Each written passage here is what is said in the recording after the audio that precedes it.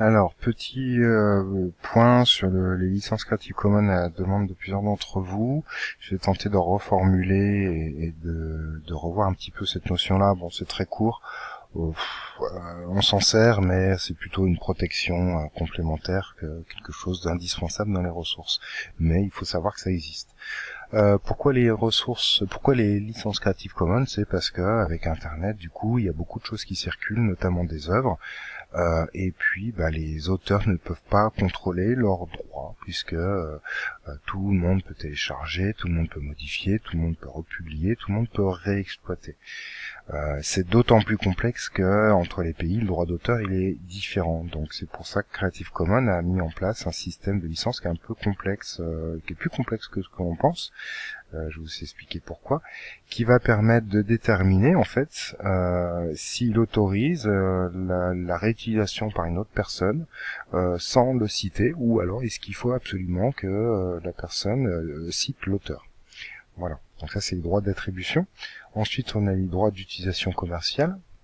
Est-ce qu'on autorise ou pas le fait d'inclure l'œuvre ou la ressource dans un dispositif qui va être vendu, par exemple? Est-ce qu'on peut revendre la ressource ou pas? Le partage dans les mêmes conditions, c'est dire est-ce qu'on autorise le partage, mais est-ce qu'on demande aux utilisateurs de partager avec les mêmes conditions de licence que ce que l'auteur a déterminé à la base. Et le dernier, c'est est-ce qu'on autorise à l'utilisateur de modifier la ressource. Voilà. Donc dans l'ensemble, c'est ces 4 symboles qui sont aussi déterminés par des lettres que l'on retrouve ici. Si vous allez voir dans Wikipédia Creative Commons, en fait, vous avez en fait le terme abrégé et le symbole.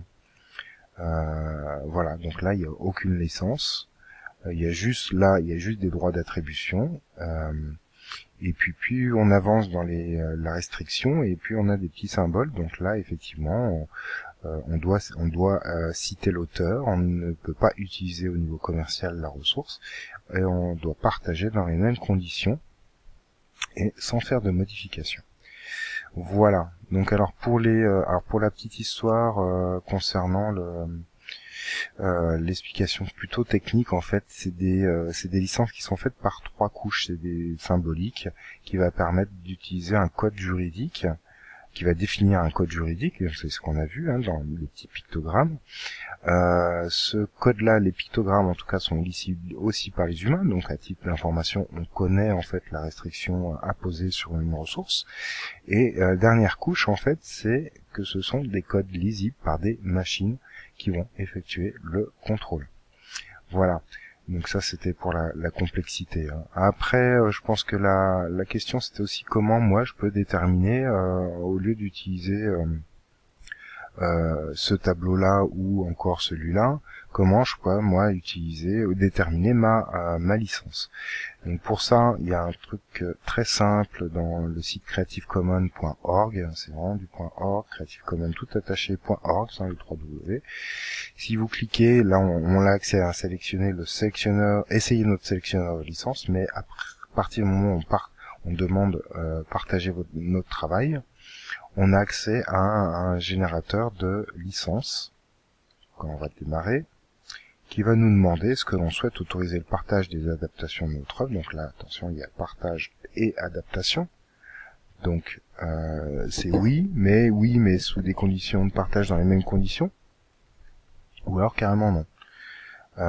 Donc oui, moi je vais le laisser dans les mêmes conditions, je veux pas qu'on transforme, et je veux qu'on attribue en fait, qu'on nomme en fait l'auteur, que les utilisateurs qui vont trouver ma ressource et la télécharger, ils doivent me nommer s'ils utilisent la ressource. Et deuxième autre question, c'est l'utilisation commerciale, est-ce qu'on autorise ou pas? Donc moi je vais cliquer sur non, et là du coup j'ai une licence assez fermée quand même. Donc j'ai bien un copyright, on doit bien attribuer à la ressource mon nom comme auteur. Je n'autorise pas l'utilisation commerciale et j'autorise le partage dans les mêmes conditions de licence. Donc une fois que j'en suis là, je vais prendre un petit outil qui s'appelle Loopity Capture dans Windows. Alors pour Mac, pour les utilisateurs de Mac, je sais pas s'il existe. Donc il doit y avoir l'équivalent, hein. Sinon, il faut faire une copie d'écran et faire un rognage vraiment sur les licences. Donc je vais récupérer cette suite de symboles que je vais enregistrer et je vais pouvoir la poser comme ressource, enfin comme image dans mes ressources. Donc je vais l'appeler licence CC Creative Commons. Voilà. J'enregistre et là à partir de là sur toutes mes ressources je pourrais ajouter cette image là.